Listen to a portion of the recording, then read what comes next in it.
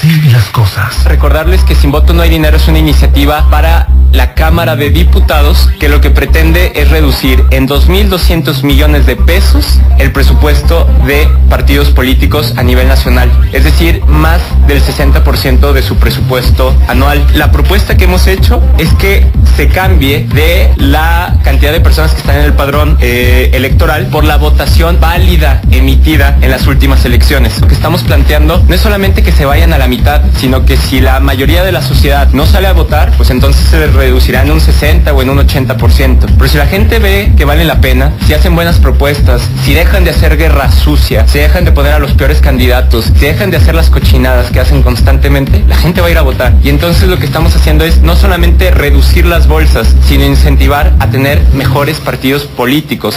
Así las cosas. 8 de la mañana con 34 minutos, tiempo del centro del país. Gracias en verdad a todos los que nos siguen escribiendo, los que han estado comentando. Bueno, pues hoy le hemos dedicado, como era de esperarse, hoy le hemos dedicado una buena parte de este programa y sucederá a lo largo de la programación de W Radio. Pues le hemos dedicado al tema del Día Internacional de las Mujeres. Hemos estado hablando de todo tipo. ¿Qué pasa con las mujeres en la política? ¿Qué pasa con las mujeres en el sector económico? Estuvo por acá Leticia Bonifaz hace rato, la verdad, una plática también muy a gusto con Leticia Bonifaz. Hemos hablado, por supuesto, también de las mujeres en el deporte y gracias a todos los que nos cuentan. Más adelante vamos a retomar el tema, pero, querido Risco, tenemos un debate de lujo entre alguien que está en Guadalajara y alguien que está aquí con nosotros en cabina. Tú sabes, querida Gaby, el nivel de producción que tenemos, el despliegue. Sí. Tuvimos que mandar que tenemos... en avión mandamos todo. Exactamente. En avión suena como muy profesional. Exacto. Mandamos todo en avión, ¿no? El tema específicamente, escuchaba la voz de Pedro Kumamoto justamente hace unos segundos. Sin voto no hay dinero, esta propuesta. Primero nos vamos hasta W Radio Guadalajara, donde está el diputado independiente Pedro Kumamoto. Kuma, ¿qué tal? Muy buenos días, ¿cómo estás? Risco, Gaby y también Ciro, un gusto poderles saludar y poder compartir este espacio, ahora sí que virtualmente. Ahí está. Pero tú eres como si estuvieras casi sentado aquí con nosotros, ¿no? Excelente. A nosotros. Exacto. Gracias, de hecho, a todo el equipo de W Guadalajara, porque bueno, ahí están atendiendo muy bien a Pedro Kumamoto. Ahí está, exactamente. Y justo al lado de nosotros está Ciro Murayama, consejero del Instituto Nacional Electoral. Ciro, gracias por estar por acá, muy buenos días. No, gracias a ustedes y muy buenos días a Pedro allá hasta Guadalajara. Bueno, pues ¿de qué se trata esto? Pues casi de que ustedes dos conversen, Pedro y Ciro. Pero empezaría, Pedro, si ya hace rato escuchábamos en el audio parte de lo que es tu propuesta, pero si podemos retomar esta propuesta que tú has manejado y a la que se han sumado algunos otros legisladores, pero que tiene que ver con Sin Voto No Hay Dinero. Si nos puedes volver a explicar, y a nuestro auditorio, hace rato lo te oíamos en un audio grabado, pero me gustaría que nos la volvieras a poner. Claro que sí, Gaby. Bueno, Sin Voto No Hay Dinero es una iniciativa que busca esencialmente cambiar la lógica con la que actualmente se genera la bolsa de recursos que se les entrega a los partidos políticos.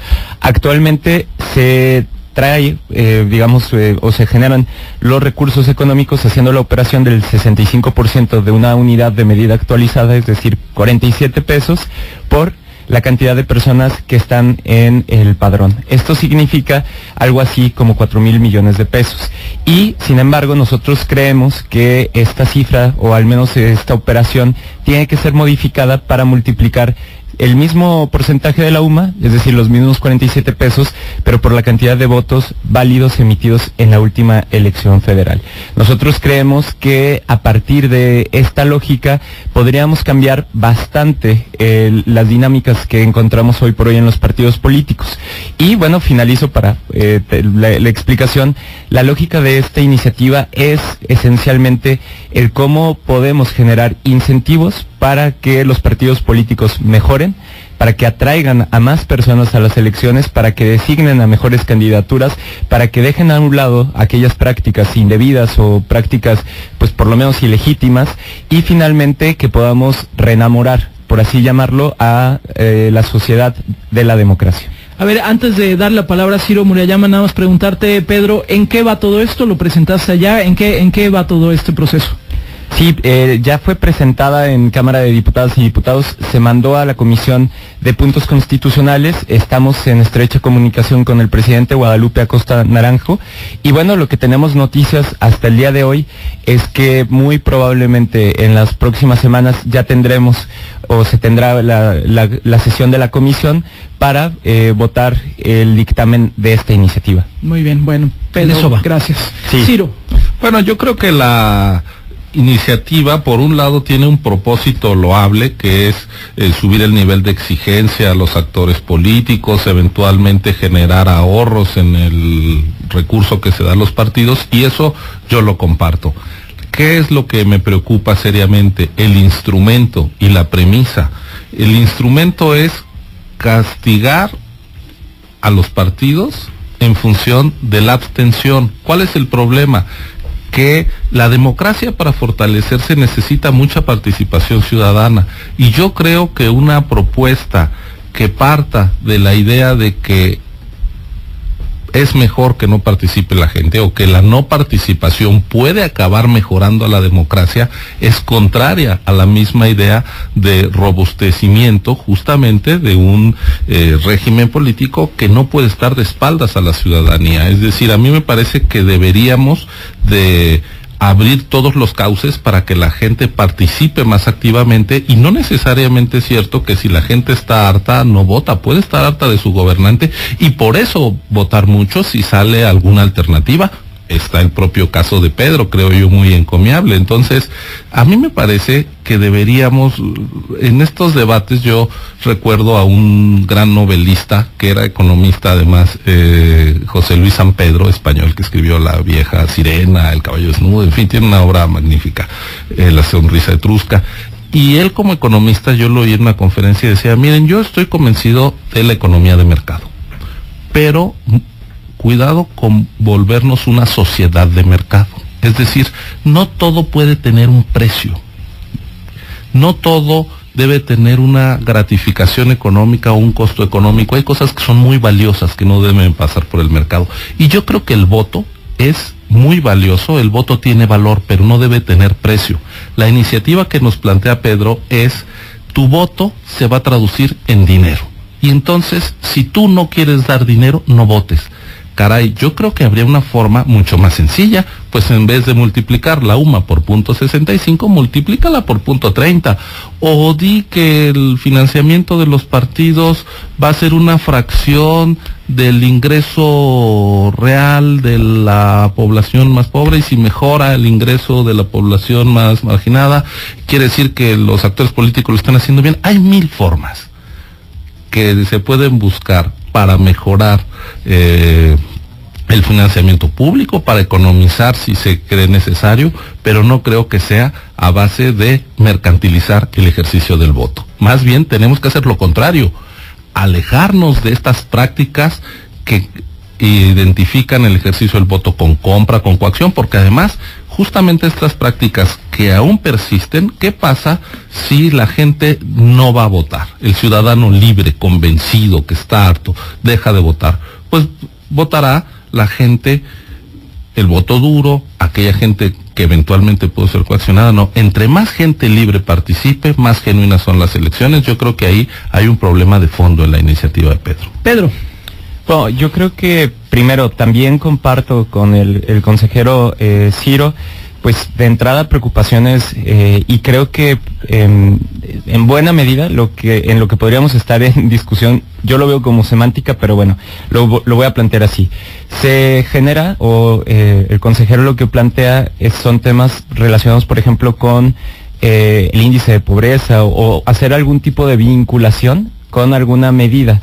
Y yo creo que eso es lo que nosotros de fondo estamos proponiendo, que sí exista una vinculación. ¿Por qué no estamos planteando solamente reducir la UMA o el porcentaje de la UMA?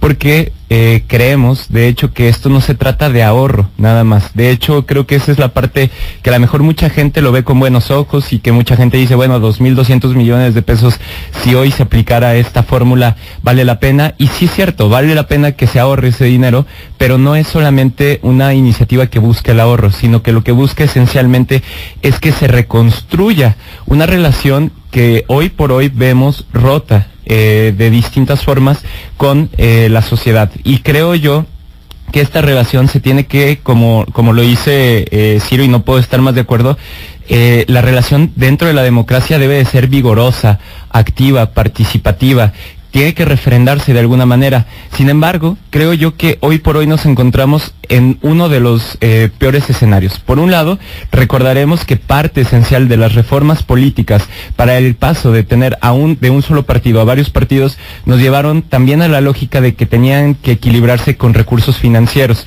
que esos recursos financieros también iban a ir hacia los medios de comunicación, y por lo mismo se necesitaba esta cantidad desorbitante, a mi parecer, de recursos económicos. ¿Qué fue lo que pasó?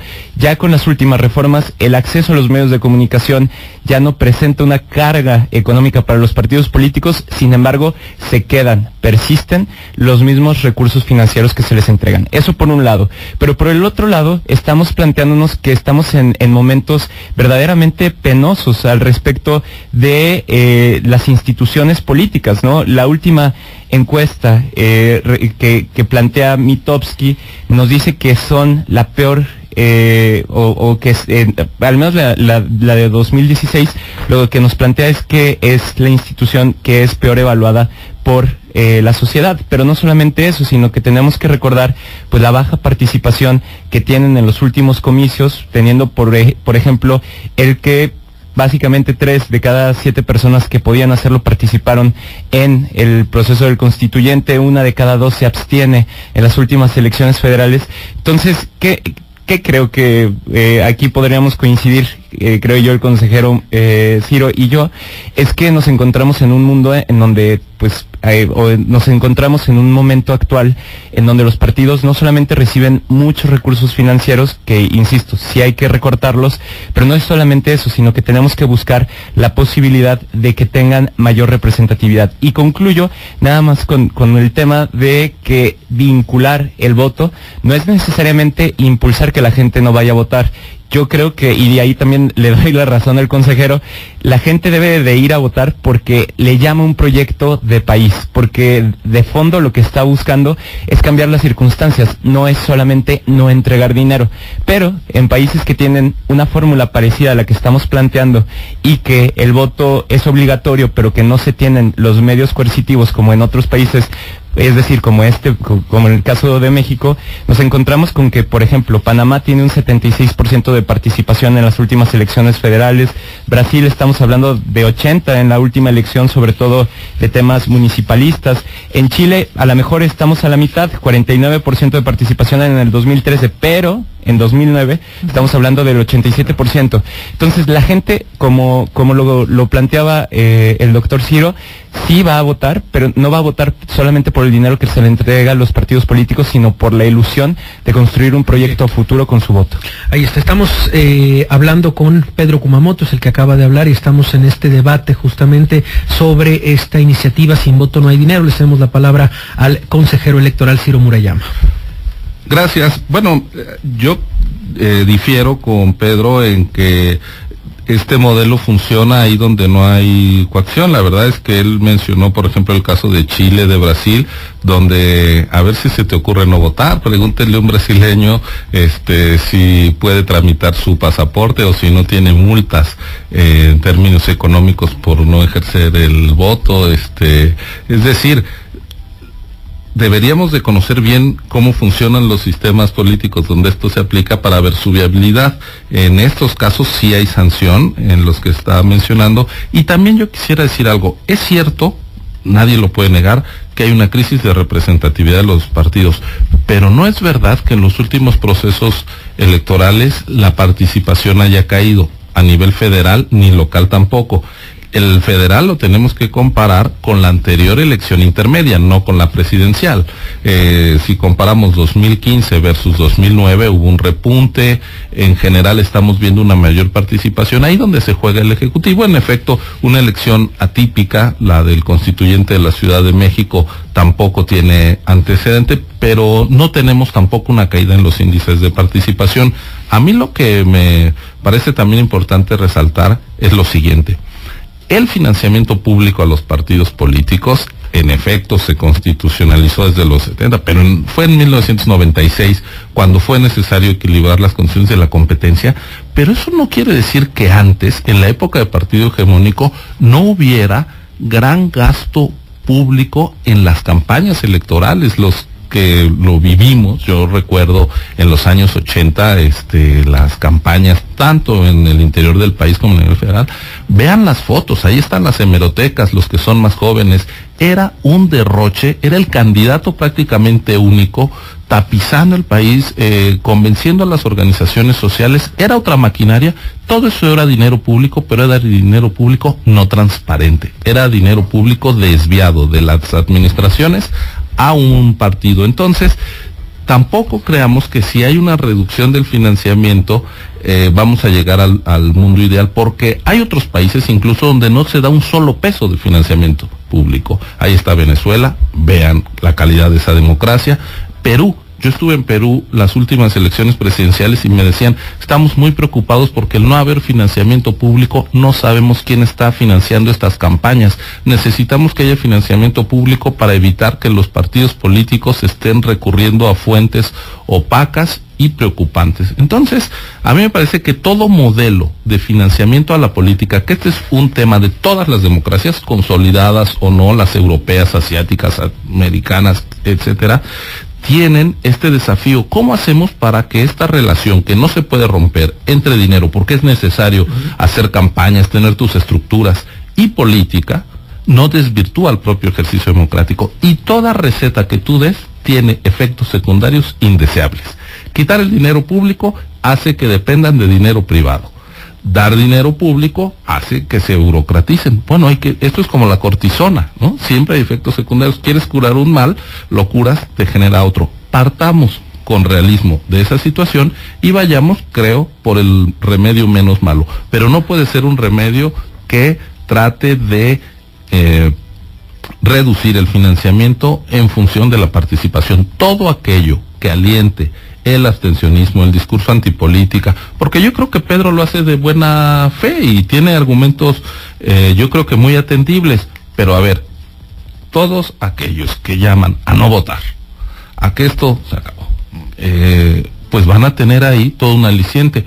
Oiga, señora, señor, si usted vota joven, le está entregando dinero de los contribuyentes a los partidos. Ese va a ser el discurso antipolítica, que por cierto se suele hacer cuando se renuevan los congresos, no los llamados al voto en el que participan incluso algunos intelectuales y demás, no se hacen nunca en elección presidencial, se hacen en las elecciones intermedias, porque creo que hay un profundo desprecio al Parlamento, a una institución sin la cual no hay ninguna democracia que sobreviva y que se pueda reproducir. Somos muy presidencialistas todavía. Entonces, pues a mí me parece que hay maneras de subir la exigencia a los actores políticos, la libertad de los medios, el estarlos revisando, el estar haciendo una crítica permanente. A mí me parece que hay muchos instrumentos que pueden apuntar al mismo fin sin erosionar la propia participación de la ciudadanía, que es el punto de partida para que la democracia sea tal.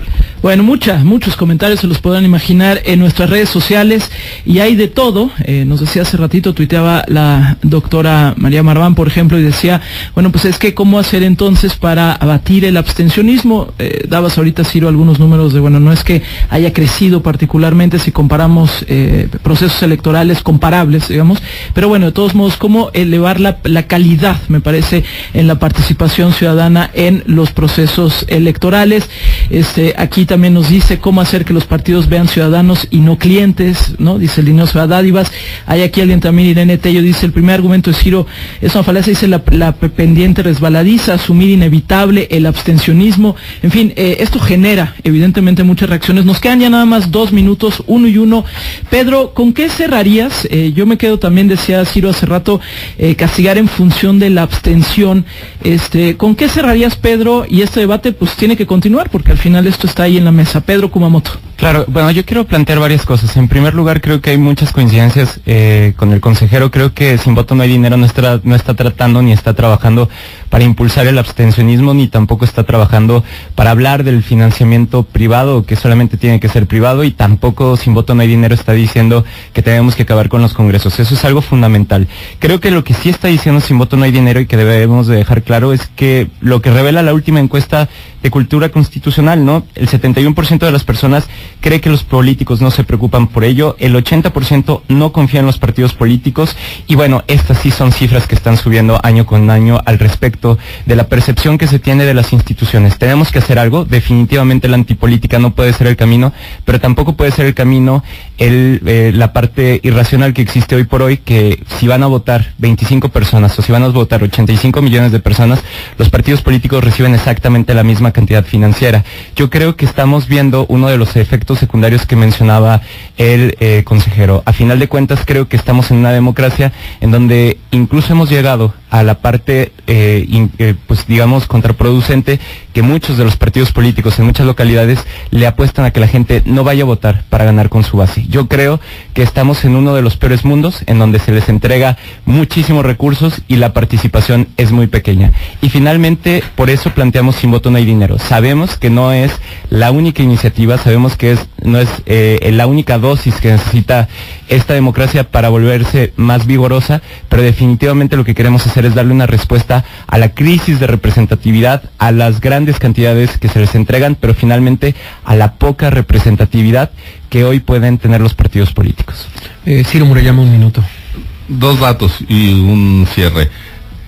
El incremento en el financiamiento público a los partidos políticos en 2014, que repercutió en 2015, 16 y 17, se debió a una disposición de la Ley General de Partidos que hizo que la fórmula federal de asignación de los recursos, esta que ha comentado Pedro, el punto 65 de una UMA por el total de los ciudadanos empadronados, esa se replicó en los estados, con cargo a las finanzas de las entidades federativas, y esto implicó un aumento en alrededor de 1.400 millones de pesos de financiamiento ordinario en el país todos los años. Creo que si los partidos podían sobrevivir sin ese dinero, esa disposición de 2014 podría revisarse sin estar cayendo en los riesgos que ya señalé en la propuesta de Pedro. Otro asunto, sí ha bajado el gasto en campañas, el financiamiento público.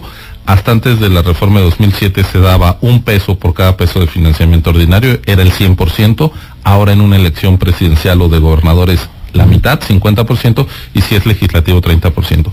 Y la conclusión, yo haría un hashtag, y es: sin voto no hay democracia. No nos engañemos, no es que no haya dinero, sin voto no hay democracia, no hay libertad, no hay gobernadores electos por la ciudadanía. Lo que se pone en riesgo es la soberanía popular, que la gente ejerza su sufragio efectivo. Entonces no nos confundamos, dejemos la cosa mercantil de lado y démosle al voto su valor, no le pongamos un precio. Sin voto no hay democracia.